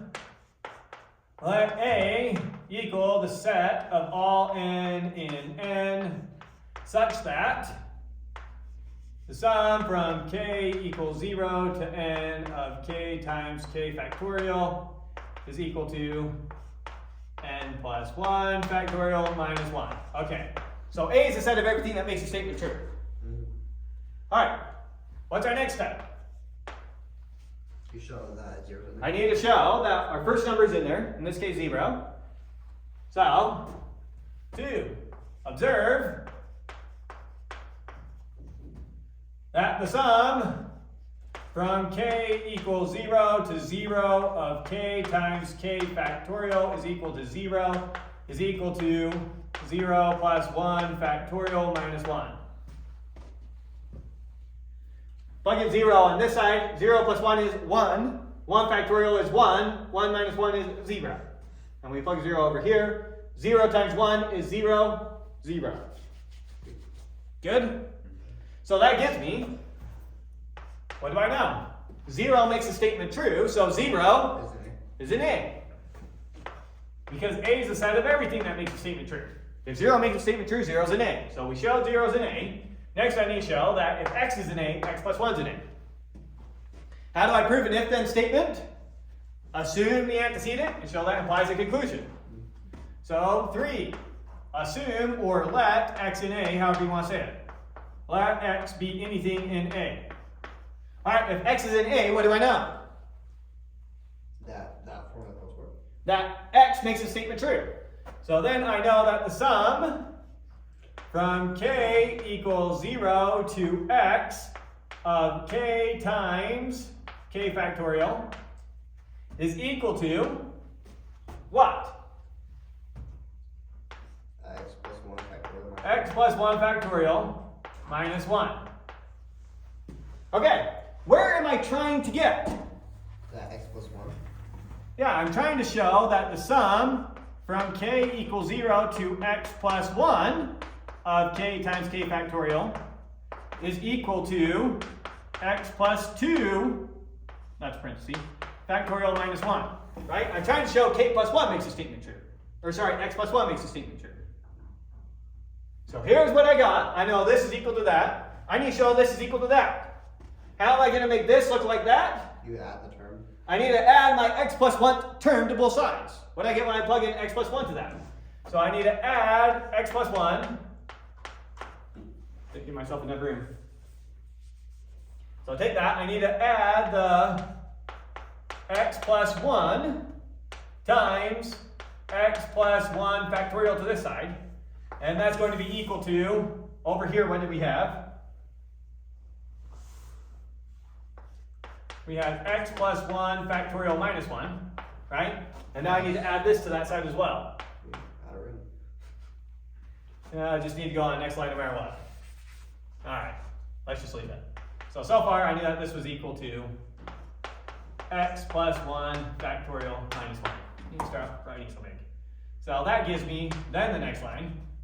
So then the sum from k equals 0 to x plus 1 of k times k factorial is equal to x plus 1 factorial minus 1. To get from here to here, I had to add the x plus 1 term. So plus x plus 1 times x plus 1 factorial, right? So I just added x plus 1 times x plus 1 factorial to both sides. That's how I got this to that. I just add the x plus 1 term, and then add the x plus 1 term over here as well. Follow that? Okay. We're going to relabel this chunk, our favorite name in the world, SpongeBob. I have one SpongeBob here, and I have x plus 1 SpongeBob here. How many SpongeBob do I have? X plus 2 SpongeBob. I have x plus 2 SpongeBob. So this is equal to, I have x plus 2 SpongeBob minus 1. Okay. That's cool. I have one of them here, x plus 1 of them here, for a total of x plus 2. Yeah. Good? Yeah. Now, what is x plus 1 factorial? It's x plus 1 times x plus Right, that's minus 1 times 2 times 3 times 4 times dot dot dot times x plus 1, right? There's x plus 1 factorial. Now I'm multiplying that by x plus 2. What is this? X plus 2 factorial. That's x plus 2 factorial. Gotcha. So this is equal to X plus 2 x plus 2 factorial minus 1. factorial minus 1, which is what we wanted. Yeah. So I just barely showed that the sum from k equals 0 to x plus 1 of that is equal to what you get when you plug in x plus 1. X plus 1 is x plus 2 factorial minus 1. So then what do I know? So did you know that x plus 1 is a So then x plus 1 is in A, which gives me that A is equal to the set of all naturals. So 5. Therefore, our final statement. Therefore, for all n in n, comma, the sum from k equals 0 to n of k times k factorial is equal to n plus 1 factorial minus 1, square box. Sweet. So, kind of shocking how powerful this proof by induction thing is. Think about what you're doing. You're proving that something holds in an infinite number of cases. Yeah. That's what you just showed. For all infinitely many natural numbers, this equation holds. All right, we want to do any more of these? You pick any one you want? I'm good. You want to see another one? You're dying to? All right, pick one. You can pick something over here or pick something over here. I don't care which. And we'll do it by proof by induction.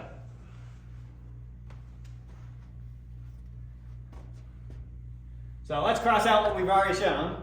We've already done that one. We've already done that one. After the, Oh, sorry, that was that one. This was just saying what the Fibonacci numbers were. Uh-huh. We've already done that one. And we've already done this one. So you can pick one of the remaining ones. I was gonna see the one on the bottom. This one? Yeah. Okay. Sweet. Okay, this time, I'm going to prove it the way most mathematicians actually do a proof by induction, Okay. which is they don't really make reference to the set A. Well, I'll do this one without, sorry. Maybe I'll introduce that down the road. Let's not confuse it. Let's just prove it. Prove it following exactly how we've been doing it. So I need to now prove for all natural numbers greater than or equal to 1, this equation holds. Okay. So what is our starting number going to be? It's not going to be 0, it's going to be 1. So I need to show 1 is in my A, and then if k is an A, k plus 1 is an A. But 1 is my starting number now, not 0. Right. Okay, so proof, we need to show that for all n greater than or equal to 1, and it's understood that we're talking about on the natural numbers there. I didn't say for all n in the natural numbers where n is greater than or equal to 1, but it means the same thing. Okay. That the sum from k equals, we're starting at 1? No, 0. The sum from k equals 0 to n minus 1, n minus 1 of 2 to the k is equal to 2n minus 1. 2 to the n minus 1. Now you guys already did this. Yeah, we did. This was on your last test. You were supposed to prove that 2 to the 0 plus 2 to the 1 plus 2 to the 2 plus dot dot dot plus 2 to the n minus 1 is equal to 2 to the n all minus 1. Remember that problem? Now you did it with an algebraic proof. I kind of walked you through, look at the algebraic simplification you could do. So now we're going to prove this by induction. Because before you kind of had to be kind of fast and loose with like the dot dot dot, you get the pattern. Yeah. Now we can actually prove it rigorously. All right, so 1. What do we do? Let A be the set of all n in n such that what? We need n to be greater than or equal to 0, or greater than or equal to 1, so we're not talking about 0. And that condition holds. And that condition holds. And the sum from k equals 0 to n minus 1 of 2 to the k is equal to 2 to the n minus 1. Sorry, handwriting's getting sloppy. Okay. Now, just for terminology, we call this thing, we usually call it the base case, where we're starting our set from. Yeah. In our case, what do we want to show in A? 1. What's the smallest thing that's going to be in A? 1. So we need to show starting with 1, this thing works. Well, right. Okay. So just to show you, this is sometimes how it's written. They'll usually say base case. And then plug in whatever your base case is, the number that you're starting with here. So our base case is going to be 1. So the sum from k equals 0 of 2 to the k, where are we ending if I plug in 1 for n? Sorry. I'm plugging in 1 for n. Sorry, that's kind of written small. Maybe you can see it better here. Plugging in 1 for n, what's our ending number? 0. So the sum from k equals 0 to 0 of 2 to the k. What's that equal to? 1. Plug in 0 for k, and keep adding until we plug in 0 for k. That's 1. So that's just 2 to the 0. 2 to 0, anything to 0 is just 1. And now, is this equal to, what do I get on this side when I plug in 1? What's 2 to the 1? 2. Minus 1. 1. Okay, so it worked. Plugging in 1 for n on both sides worked. The equation holds. It's true. Good so far? Okay, so that's our base case. Now, so I know whatever my set is, it starts with 1. I can say that. Now I need to show if x is in there, x plus 1 is also in there. So how do I show, prove an if-then statement? Assume the antecedent. Assume the antecedent, so that implies a conclusion. So 3. Let, or assume, whatever you want to say, let x in A. If x is in A, what do I know? It holds that condition. X makes the statement true. If I replace all my n's with x's, the statement's true. I then know that the sum from k equals 0 up to x minus 1 of 2 to the k is equal to 2 to the x minus 1. Right? Now I'm going to add the kth term, or sorry, the xth term to both sides. What's the xth term of this? So far, what is that sum? That sum is 2 to the 0 plus 2 to the 1 plus 2 to the 2 plus dot dot dot plus 2 to the x minus 1. That's where it ends. I'm going to add to it a 2 to the x. I'm going to add that to both sides. And that will make this a sum all the way up to x. So that will give me, so then I know that the sum from k equals 0 to x then of 2 to the k. So that's now this. I added a 2 to the x to make this that. That has to be equal to, if I add 2 to the x to this side, I have to add 2 to the x to this side. So that equals to 2 to the x minus 1 plus 2 to the x.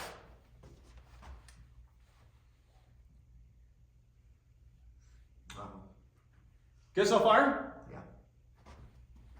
Okay. Where are we trying to get? What am I trying to show? I'm trying to show that the sum from k equals 0 to x, I'm trying to show that equation holds for x. Or sorry, for x plus 1. Yeah. Right? Yeah. So plugging in x plus 1 for n there, x plus 1 minus 1 is x of 2 to the k is equal to, plug in x plus 1 on this side, I get 2 to the x plus 1 minus 1. Right?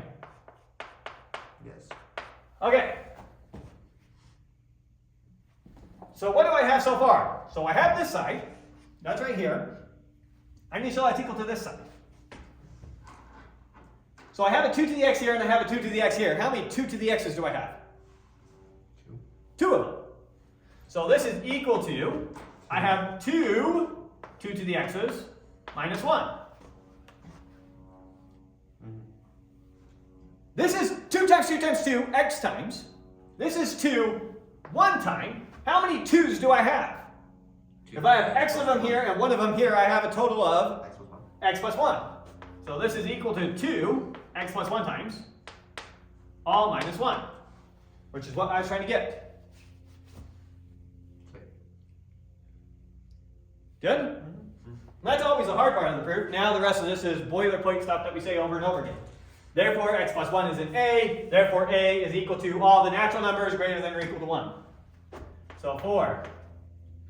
Well, we can just say that gives me that x plus 1 is in A.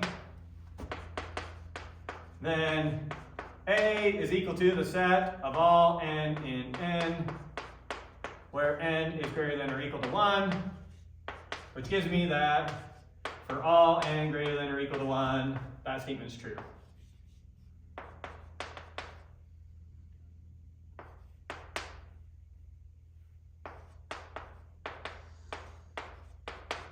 And square box. But the hardest part is just showing that it has these 2 properties. Find out where it starts, typically from 0, but maybe 1, 2, 3, whatever. And then show that anytime x is in there, x plus 1 is also in there.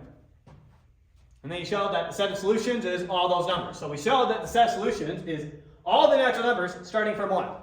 Yeah. So 1 works, 2 works, 3 works, 4 works, etc. Good? Okay, let me do one more. This time I'm just going to show it to you how you'd most likely see it if you came across it in a textbook. Most people don't make reference to this set A. Okay. And they just bother saying what their base case is, and then showing how if x is in there, x plus 1 is in there. So let me show you how you'd most likely see it. Do not prove it this way on your test. Make reference to set A. I want to make sure you explicitly understand what is going on. But I'll do one more showing you how you'd most likely see it just in a random textbook. So let's see, we've done this one. Got to your left. Got to your left. So just handle the squared case. Sure. All right, so this time we're going to prove that for all n in the naturals, so what's our base case going to be? 0. 0. For all n in the naturals, well, that's what we were doing. The sum from k equals 0 to n of k squared is equal to 2n plus 1 times N plus 1 plus n plus 1 times what? N. N all over 6. 6. Alright, so here's what we're doing. What does this mean? Imagine I said, here's what I want you to do. I want you to figure out what's 1 squared plus 2 squared plus 3 squared plus 4 squared plus dot dot dot plus 100 squared. Now do that calculation. Well, you're going to be really busy on your calculator for a long time. Or you could plug in 100 to this, and it works. That's what we're going to prove. Good? Alright, so here's how you typically see these. One, we just don't bother mentioning set A, and we just go straight to base case. You'll see something like base case, and I'm going to show that holds for 0. So the sum from k equals 0 to 0 of k squared is equal to 0 squared is equal to 2 times 0 plus 1 times 0 plus 1 all times 0. Since it's times 0, the whole thing's 0. All over 6. Yep. Which is 0. Okay, so we checked our base case. It holds. 2. Assume or let, doesn't matter which word you use, assume that the statement holds for x. So assume that the sum from k equals 0 of k squared to x is equal to 2x plus 1 2x plus 1 times x plus 1 times x all over 6. So assume that. Now I need to show, all I need to show now is, it's always useful to scribble where you're trying to get somewhere to help you think. I need to show that the sum from k equals 0 to x plus 1 now of k squared is equal to,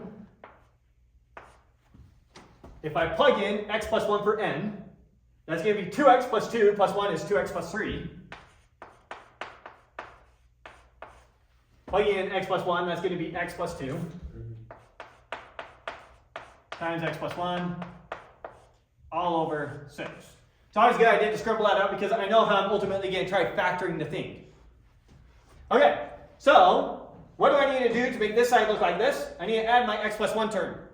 If I do it to this side, I have to do it to that side. So that is going to give me then that the sum from k equals 0 now to x plus 1 of k squared is equal to, so I just barely added x plus 1 squared to this. That's how I got from that to that, so I have to do it to that side. So that's going to be equal to 2x plus 1 times x plus 1 times x all over 6 plus x plus 1 squared. I'm going to call it 6x plus 1 squared over 6. Now from here on out, it's just a bunch of algebra manipulating that to make it look like that. And you better be able to do it, otherwise you made a mistake and the statement doesn't work. So now I'm just going to start multiplying everything out and then combining like terms and then refactoring. Okay. You see? But first thing I realized right out the door, there's an x plus 1 my answer. So I'm going to factor an x plus 1. I'm going to factor 6 out of all this. Okay. Just because I know what my answer should look like. Right. And it's just going to help me think. So first thing I'm going to do is I'm going to plot my x plus 1 over 6 from everything. Over here, what am I left with? An x plus 1 times x, which will be 2x squared plus x. That's that term. Over here, what am I left with? A 6 and 1x plus 1, because I took one of the x plus 1s out. So 6x plus 6. With me? Now this better somehow factor into the two terms I'm missing. This term and this term. So let's see. This is equal to, keep the terms I have out front, x plus 1 over 6 times, what do we have inside here? How many x squareds do I have? I already have them all. 2x squared plus 7x plus 6, right? Yep. And now we need to factor that. So we still have our x plus 1 over 6 times, let's factor this. I may have a 2x and an x. So 2x and an x. I need these two terms to multiply together to be 6. So it has to be a 2 and a 3. And I need, so that however they are, the product of this one and this one, of 2 and this one, plus that one, has to give me 7. So I want the 2 there, because 2 times 2 is 4, and the 3 here, that gives me 7. Okay. So 3 here and 2 there. So 2 times 3 gives me my 6. 2 times 2 gives me 4x. 3 times 1 gives me 3x for a total of 7x. And then 2x times x gives me my 2x squared. Okay, so there we go. Which is equal to, we can just rewrite it now, how they have it right here. I can write the 2x plus 3 times x plus 2 times x plus 1 all over 6. And that's typically how they'll be written out. Because it's such a common proof style, everyone understands what you're doing. Don't you have to say the last part is equal to the summation of x plus 1 from start to k? Like you have your right hand side of the bottom. The only thing that this would actually add, all you would add is your therefore line. Oh, I see. Okay. Therefore,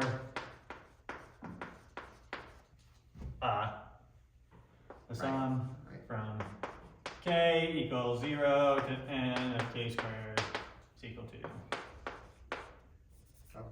whatever, blah, blah, blah. Yep. And everyone would understand what you're doing. Base case, you're doing proof by induction. Assume it for x, show it holds for x plus 1, we're done. Yep. So you showed it hold for all natural numbers starting at whatever your base case was. Do not do your own proofs like that. Write out the set A, make the set A the set of all the solutions, just for this upcoming test. Okay. After that, I'm fine with you doing this shorthand. Got it. And the shorthand is what you'll see. Okay, so like I said, this is used a ton. A little bit for you calculus students. You might remember we had to use these summations. We used that one, and that one. Do you remember what we used it for? That's when we were calculating integrals by hand.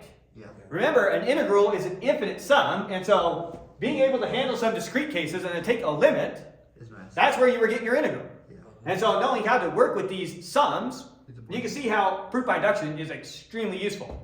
So proof by induction helps you do proofs with sums, and then taking limits of those sums is what you were doing with integrals and calculus. So I told you, this proof by induction thing, working with these sums like this, you do it left and right. It's all over the place. And as scary as proof by induction looks when you first come across it, as you get into more advanced classes, it's one of the first things you check. Can I do this? Because it's so boilerplate. You hardly have to think. You don't have to have that special epiphany breakthrough on how am I going to do this problem. Sometimes you do, and how your k case is going to get you to your k plus 1 case. But in general, it's just a matter of dealing with the algebra. Like I'm sure you can figure out how to do this, just working through the algebra. Summing up the cubes now. Okay, so there's a bunch of examples. Proof by smallest counterexample, proof by induction, how they're related. Is there such a thing as like proof by largest counterexample? It's going to be logically equivalent. We haven't done real analysis yet, but the way you get something like this from real analysis is the completeness axiom. The completeness axiom gives us that every subset of real numbers bounded from above has a least upper bound. Yeah. And so using the least upper bound, logically equivalent to having the lowest up or greatest lower bound, and then you can use that to get something equivalent to this. Okay, that makes sense. So it's a bit more general because you don't really have to care that we're dealing with the natural numbers. Right. All you can do is some subset, and if it's bounded, it has a least bound when you get to the rails. But That's a different topic. But yeah, there's logically equivalent ways of coming up the exact same thing. Okay. Anything else? Okay. Well, there you have it. That's the end of the chapter. That's the end of the semester material. You get your test done and ready for the next semester. Does that test count as a final or as a test? So we have our test, and then you'll have your break, and then you'll come back and do your midterm. Sweet. So if Because we have 1 week until the semester actually ends before. so our after the mid- break. Our midterms, literally the day we get back. Correct.